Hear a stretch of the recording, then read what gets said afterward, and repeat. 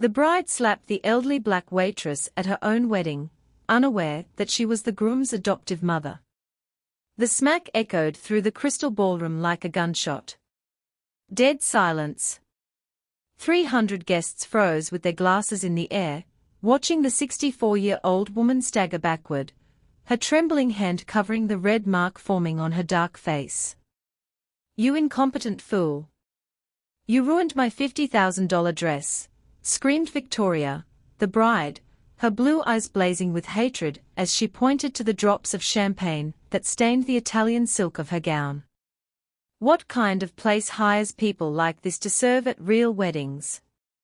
The waitress, impeccable black uniform and grey hair pulled back into a discreet bun, stood with a dignity that contrasted sharply with the hysteria of the 28-year-old woman before her.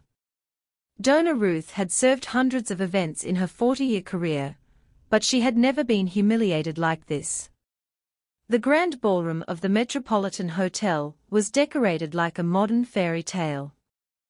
White flowers imported from Holland, baccarat crystal chandeliers, and a 5-tier cake that cost more than the annual salary of any employee present.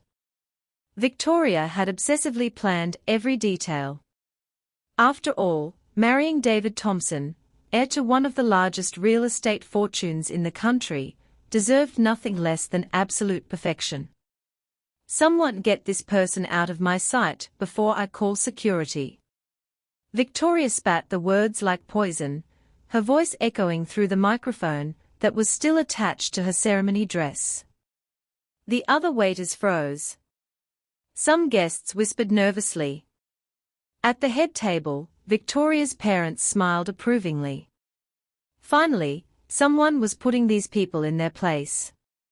Donna Ruth bowed silently, beginning to pick up the shards of crystal from the marble floor.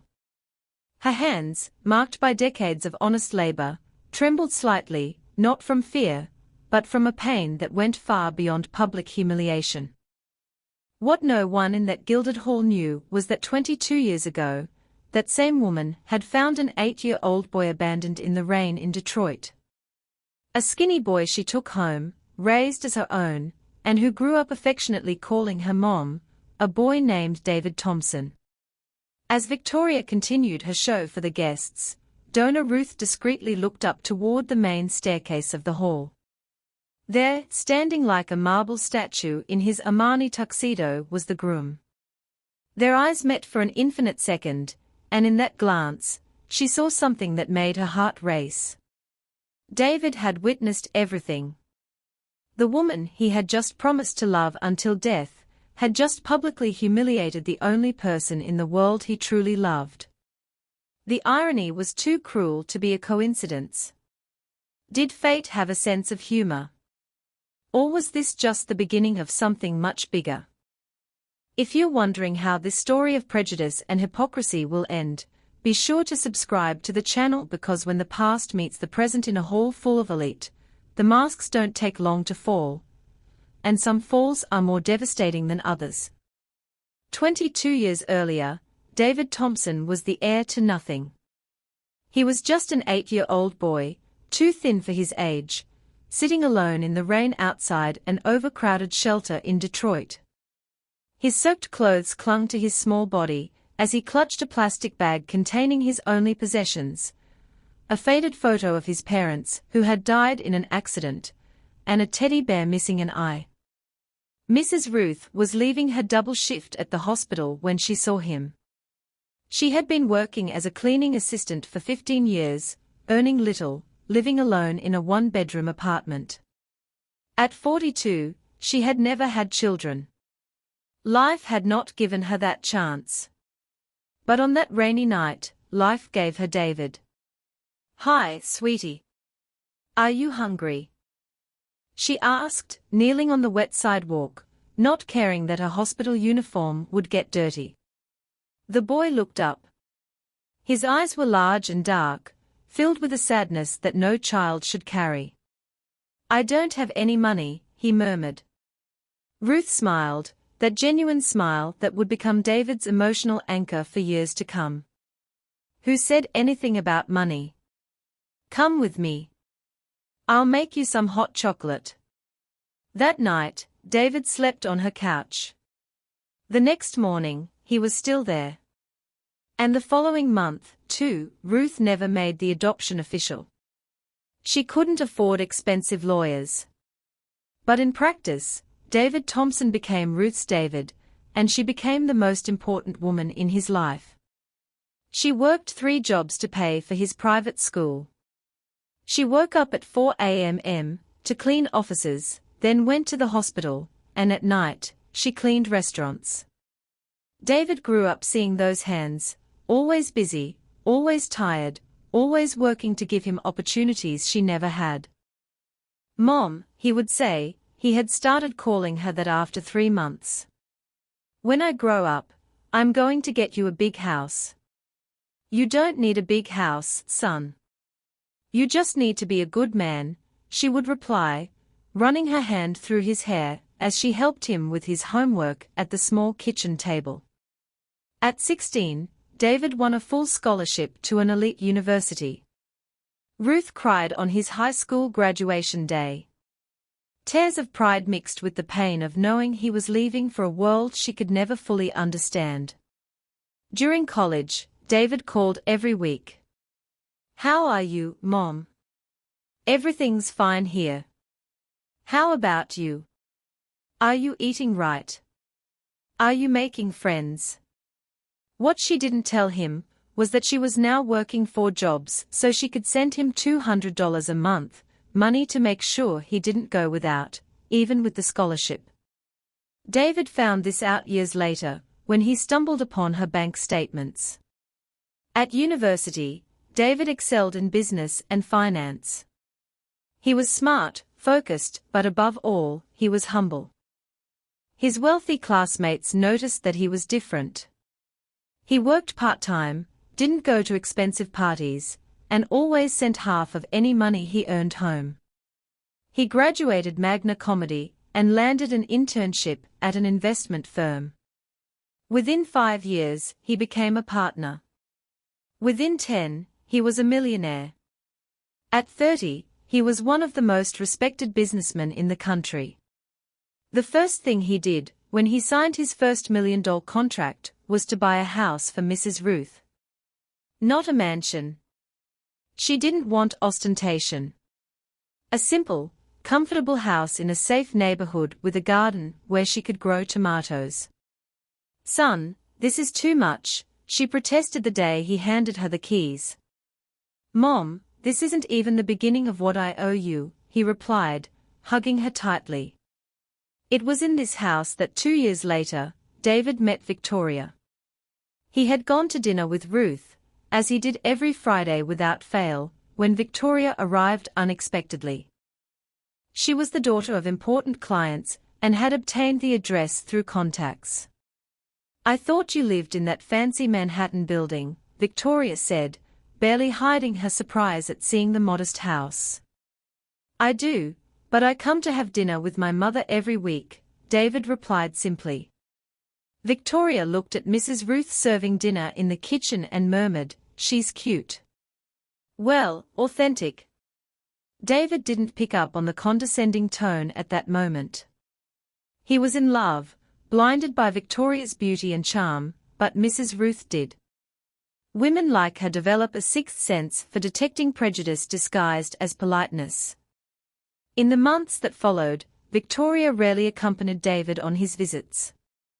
She always had social engagements, important events, things you would understand if you were in my circle, as she put it. Ruth never said anything directly. But David began to notice small details, how Victoria changed her tone of voice when talking to employees, how she looked at people who were different from her, how she made subtle comments about people who don't know their place. And now, 22 years after that first meeting in the rain, David was watching the woman who claimed to love him publicly humiliate the only person in the world who truly loved him unconditionally. Victoria continued her show for the guests, posing for photos and accepting compliments for the perfect wedding. Mrs. Ruth had discreetly retired to the service kitchen, where she sat down on a plastic chair and took a deep breath, trying to process what had happened. But David Thompson was no longer that 8-year-old boy in the rain. He was a man who had built an empire, because he learned early on that some people show who they really are when they think no one important is watching. And at that moment, watching Victoria laugh with her friends about the incident with the clumsy maid, David realized that he had spent 2 years planning a wedding with a complete stranger. The burning question in his mind was not whether he should do something. The question was, what would be the most polite way to show 300 guests who Victoria really was behind that mask of fig-ned kindness? David stood motionless at the top of the staircase for exactly 23 seconds. Enough time for every cell in his body to process what he had just witnessed. 23 seconds for 2 decades of gratitude to turn into cold, calculated fury. Victoria continued to receive compliments, laughing with her friends about the incident with the clumsy maid. Her parents commented loudly enough for others to hear. Finally, someone put those people in their place. Victoria really has a firm hand. In the service kitchen, Donna Ruth sat in a plastic chair, her hands trembling slightly as she applied ice to her bruised face. Marcus, the head chef who had known her for years, approached her with concern. "Donna Ruth, do you want me to call someone? A doctor? The police?" She shook her head. "No, son. I've been through worse. This will pass." But David wasn't going to let it pass. He descended the stairs with the elegance of a predator, greeting guests with mechanical smiles while his mind worked in overdrive. Every handshake, every congratulations on your wedding was fuel for what was being quietly constructed in his head. "David, what a wonderful party," exclaimed Mrs. Peaton, one of Victoria's most important clients. "Your wife is simply stunning, and what a strong personality. I loved how she handled that awkward situation earlier." "Awkward situation?" David asked, keeping his tone neutral. "That clumsy waitress who stained her dress." Victoria was very polite. "Considering the circumstances, I would have done much worse." David nodded slowly. "I understand perfectly." 20 minutes later, while Victoria posed for more photos, David discreetly made his way to the kitchen. He found Donna Ruth still seated, now helping to pack up the leftovers from the banquet, even injured. Her maternal instincts not to waste food remained intact. "Mother," he whispered, kneeling beside her. Donna Ruth's eyes filled with tears. "Son, don't make a scene because of me. Today is your special day." "It was my special day. Now it's something completely different." David gently held her hands. "I need you to go home and rest. Marcus will take you and Mom don't watch TV for the next few days." "Okay." Mrs. Ruth studied her son's face. There was something in his eyes that she hadn't seen since the hard times in Detroit. A cold determination that only appeared when someone had crossed an uncrossable line. "David, what are you going to do?" "What I should have done a long time ago. I'm going to show 300 people who they really applauded today." While Marcus escorted Mrs. Ruth to the service exit, David returned to the hall. He spotted James Morrison, his business partner and best friend since college, talking to a group of investors near the bar. "James, I need to talk to you now." The two moved away to a more private corner. David told him everything in 2 direct sentences. James turned pale. "Man, I'm sorry, but what are you going to do?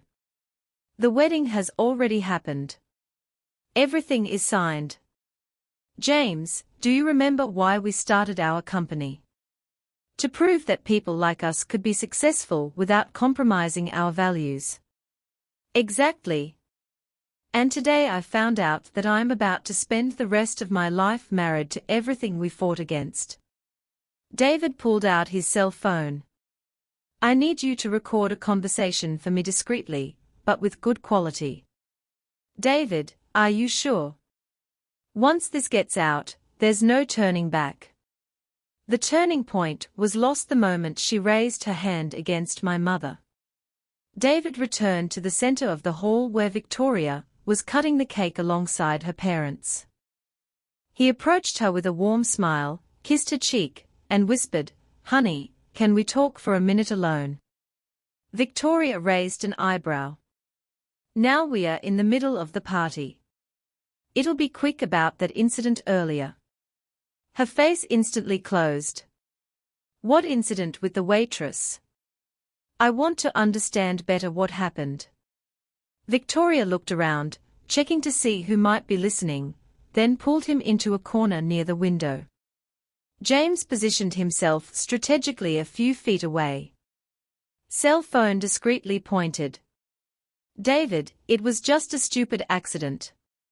She stained my dress and I reacted. End of story. You slapped her.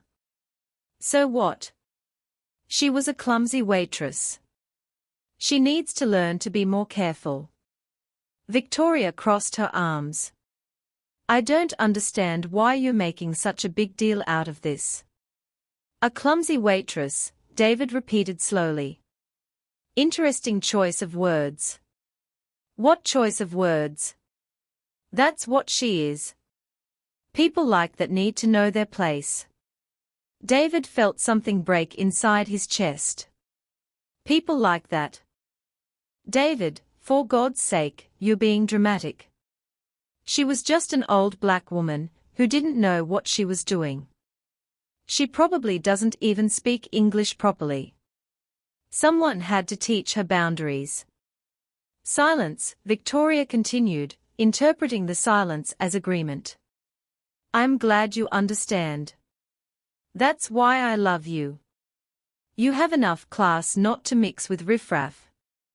Imagine if you were one of those nouveau riches who defend these people just because they have money now. These people, David repeated, his voice almost inaudible. Exactly. Everyone in their place. You know, we have our class, they have theirs. When someone forgets that, they need to be reminded. That's all I did. David looked at Victoria, as if he was seeing her for the first time. The woman before him was a complete stranger. Worse than a stranger. She was everything he deeply despised. I understand perfectly, dear. Thank you very much for clarifying. Victoria smiled, relieved. I'm glad you understand. Now, let's get back to the party. We have to cut the cake with my parents. As she walked away, David remained standing. James approached, putting away his cell phone. Did you get everything? Every word. Clear audio. Perfect video. James paused. David, did she really say all that? And worse, much worse. David watched Victoria posing for photos with the cake, smiling radiantly for the cameras. In a few hours, she would be the one being filmed, but under completely different circumstances. James, how many journalists do we have on our contact list? About 15, 16. Why? And lawyers who specialize in marriage annulments. David and public relations specialists who deal with image crisis. James understood where the conversation was going. Are you sure about this? David took one last look at Victoria, who was now laughing with her friends about something he couldn't hear. Probably more comments about people who need to know their place. James, my mother sacrificed 20 years of her life to give me opportunities. She worked 3 jobs, went hungry, never bought anything for herself.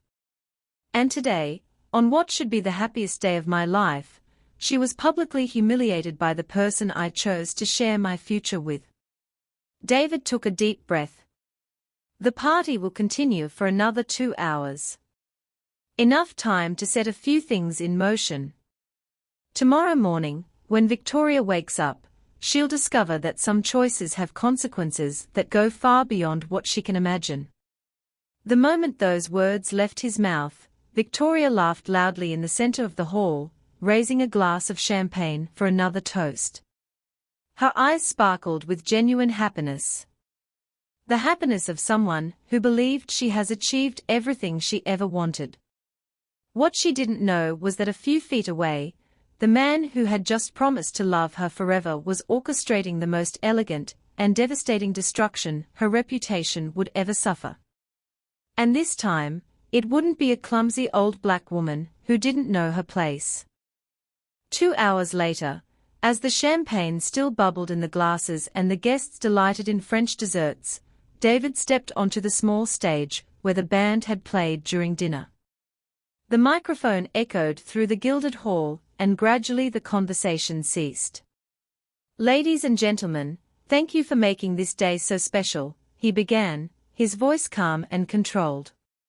Victoria smiled radiantly from the center of the hall, thinking her husband would give the traditional thank you speech.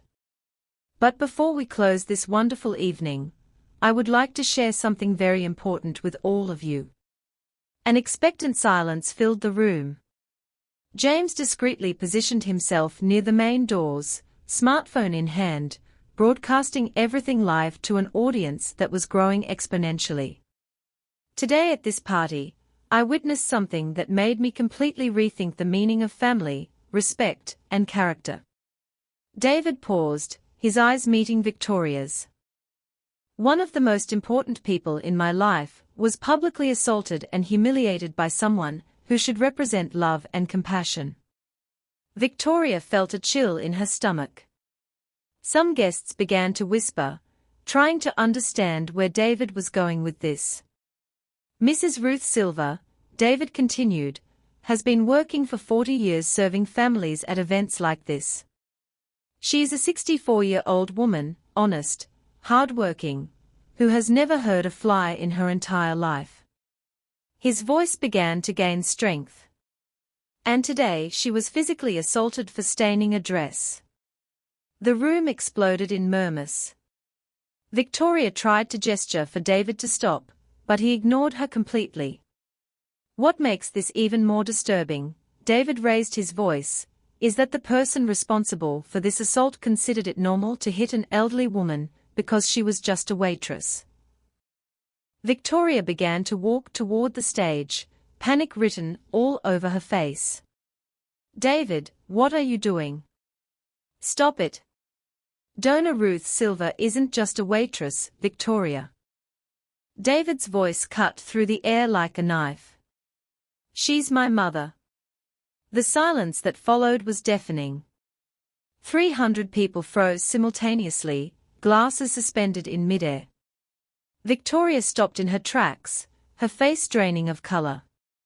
"My adoptive mother," David continued, "who found me orphaned at the age of 8, raised me alone, worked 3 jobs to pay for my education, and sacrificed her entire youth so that I could be here today in front of all of you." Cell phone cameras rose like a digital forest.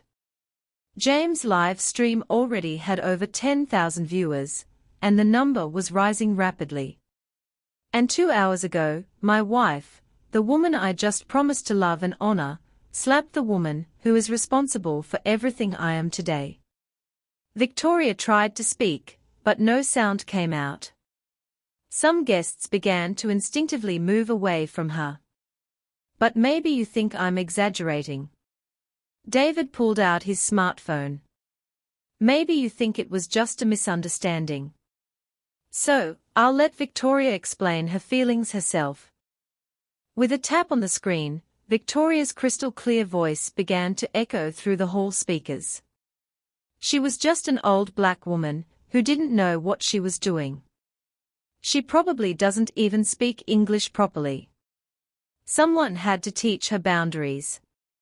Audible gasps rippled through the room. Several people covered their mouths in shock. These people need to know their place. The recording continued.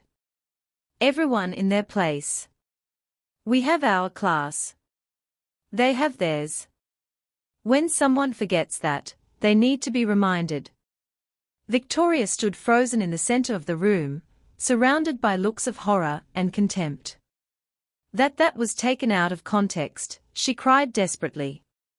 Context? David raised an eyebrow. The context of you saying my mother is riffraff, who needs to know her place. The recording continued. I'm glad you understand. That's why I love you. You have enough class not to mix with riffraff. Victoria's father, seated at the head table, was red with embarrassment. Important businessmen began to rise and discreetly make their way toward the exit. Mrs. Peaton, who hours earlier had praised Victoria, now looked at her with obvious disgust. 36 minutes, David announced calmly. That's how long it took for Victoria's advertising contracts to be cancelled after James started the live broadcast. Apparently, reputable companies don't like to associate their brands with people who assault elderly people for fun. Victoria rushed to the stage. You can't do this to me. We are married. David pulled an envelope from the inside pocket of his tuxedo. Actually, we are not. These are the annulment papers my lawyer prepared. Marriages based on fraud, such as hiding one's true character, can be annulled immediately. Fraud? What fraud? Victoria was hysterical. Now, you spent 2 years convincing me you were a decent person. That's called emotional fraud. David stepped down from the stage, handing her the envelope. Besides, assaulting the elderly is a federal crime. My mother has already filed a complaint. Your mother? Victoria laughed desperately. That woman is not your real mother.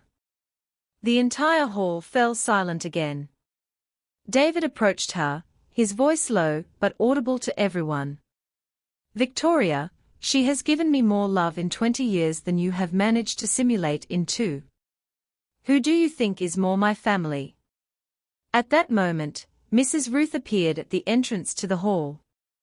She had returned because she had forgotten her purse. Seeing the commotion, she stopped hesitantly.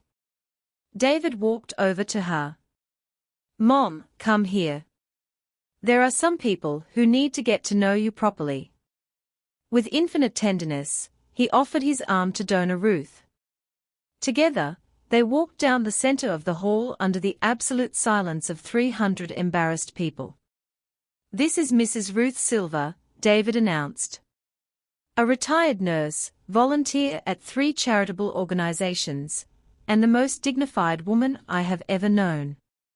And to me, she will always be simply Mom. Victoria watched petrified as guests who minutes before had been fawning over her now bowed respectfully to greet Mrs. Ruth. The shift in power in the hall was palpable and devastating.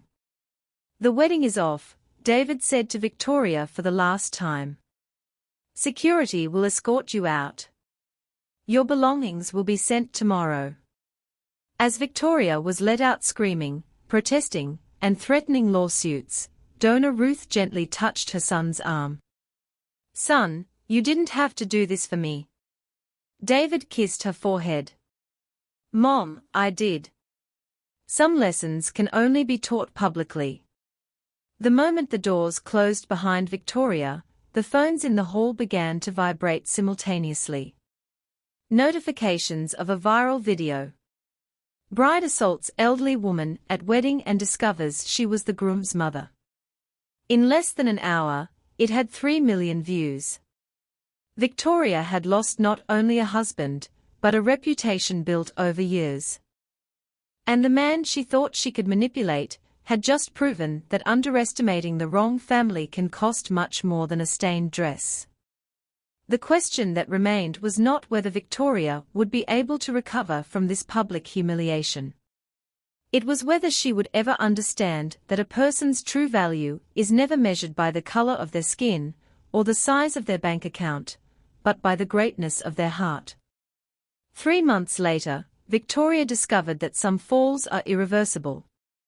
The wedding video reached 50 million views in 2 weeks. Her career as an influencer evaporated instantly. Brands cancelled million-dollar contracts before the sun even rose the next day. The apartment in Manhattan, mortgaged to pay lawyers who failed to reverse her public humiliation. She now worked as a saleswoman in a suburban department store using her maiden name and praying that no one would recognize her. It's ironic how life sometimes puts people who despise ordinary work in exactly the position they always criticized. David, on the other hand, prospered spectacularly. His technology company received a flood of new customers after the episode. People wanted to do business with a man who put family values above social convenience. He was on the cover of 3 business magazines in a single week. Mrs. Ruth became a respected figure in the city. She received invitations to give lectures on dignity and perseverance, but declined most of them. She preferred to continue her volunteer work with abandoned seniors. "Son," she said to David one Friday night. "Fame fades but character remains." The criminal case against Victoria resulted in community service and a hefty fine for 6 months. Ironically, she served meals to needy elderly people under the direct supervision of donor Ruth, who insisted on personally overseeing her to ensure she learned her lesson properly. James discreetly filmed one of these sessions. Victoria, her hair tied back, wearing a simple uniform, serving soup to ladies of the same age as donor Ruth. The contrast with the arrogant bride of months before was devastating and perfect. "You know what strikes me the most?" David commented, watching the video. "She still doesn't understand that the problem was never the stained dress." Donor Ruth smiled. That wise smile of someone who has seen life take many turns. Some people need to lose everything to learn that they never had anything really important. David hugged his mother tightly. "Thank you for teaching me that family is not about blood, but about love and respect. And thank you for showing me that raising a child right is the greatest revenge against those who believe that people like us don't deserve dignity." A year later, David remarried to a doctor he had met at a charity event. The ceremony was simple, intimate, held in the garden of Mrs. Ruth's house. Victoria watched the stories of old acquaintances alone in her rented apartment. The best revenge, David discovered, was not to humiliate Victoria publicly. It was to build a life where genuine love overcame superficiality, where character surpassed social class, and where a 64-year-old woman, who had worked her entire life, was treated with the royalty she always deserved. If this story touched you, subscribe to the channel for more narratives that prove a simple truth. Those who sow disrespect reap loneliness, but those who cultivate gratitude always reap multiplied.